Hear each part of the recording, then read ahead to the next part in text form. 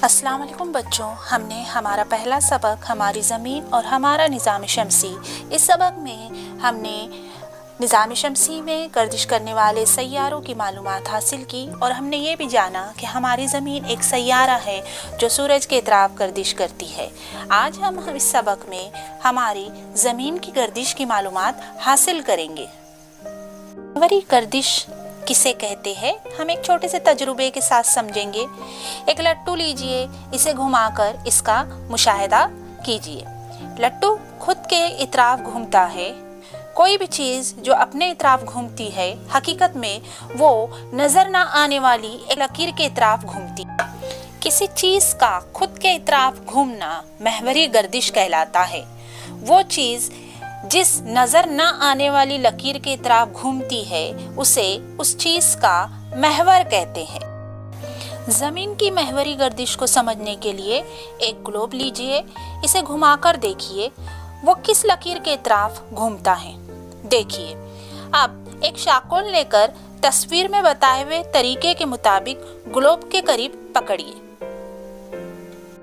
आप देखेंगे कि शाकोल और ज़मीन का महवर ये दोनों लकीरें एक दूसरे के साथ जावियां बनाते हैं, यानी ज़मीन का महवर झुका हुआ है। ऐसे झुके हुए महवर की हालत में ही ज़मीन घूमती रहती है।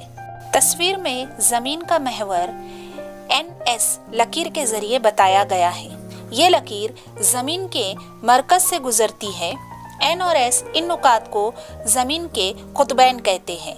N ज़मीन का शुमाली कुतुब है और S ज़मीन का जुनूबी कुतुब है। कुतुबैन के बीचों बीच ज़मीन की सतह पर एक दायरा बनाए तो ज़मीन के दो मसावी हिस्से होते हैं। ज़मीन पर के इस ख़याली दायरे को ख़ते इस्तवा कहते हैं। ख़ते इस्तवा की वजह से ज़मीन के दो मसावी हिस्सों को शुमाली निस्फ़ुर्रा और जुनूबी निस्फ़ुर्रा कहते हैं। आइए ये करके देखें। एक बड़ी मेज़ के बीचों बीच एक मोमबत्ती खड़ी रखिए। मोमबत्ती के इतराफ एक बड़ा दायरा बनाइए। इस दायरे के एक नुक्ते पर ग्लोब रखिए। मोमबत्ती जलाइए। कमरे में अंधेरा कीजिए। फ़र्ज़ कीजिए कि मोमबत्ती सूरज है। हमें यहाँ पर यह देखना है कि ग्लोब के कौन से हिस्से पर रोशनी पड़ती है और कौन से हिस्से पर नहीं पड़ती। ग्लोब को कुतुब शुमाली की जानिब से देखिए और घड़ी की सुइयों की मुखालिफ सिमत में घुमाइए। हमारी ज़मीन भी खुद के महवर पर इसी सिमत यानी मगरिब से मशरिक की तरफ घूमती है। ग्लोब के मुख्तलिफ हिस्से बिल तरतीब उजाले की जानिब आते हैं और इसी तरतीब में उजाले से दूर हो जाते हैं।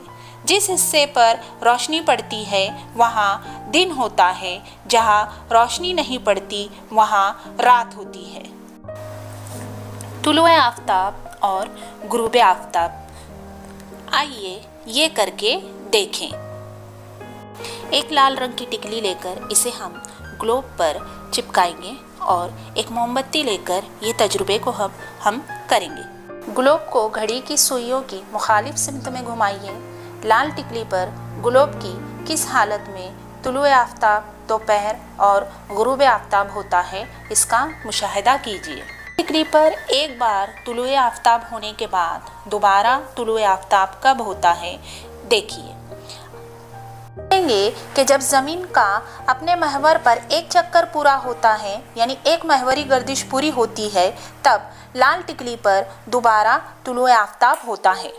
ज़मीन की एक गर्दिश के इस वक्फे को हम एक यौम कहते हैं। एक यौम के एक दिन और एक रात ऐसे दो हिस्से हैं। वक्त की पैमाइश के लिए एक यौम के वक्फे को हम 24 मसावी हिस्सों में तकसीम करते हैं। हर हिस्सा 1 घंटा कहलाता है। इस सबक के अगले हिस्से में हम ज़मीन की महवरी गर्दिश की मालूमात हासिल करेंगे और साथ में ही चाँद की अलग अलग शक्लें, अमावस और पूर्णिमा के चाँद के बारे में भी जानकारी हासिल करेंगे। बच्चों, मेरी आने वाली वीडियो को देखने के लिए मेरे चैनल को आप सब्सक्राइब ज़रूर कीजिए।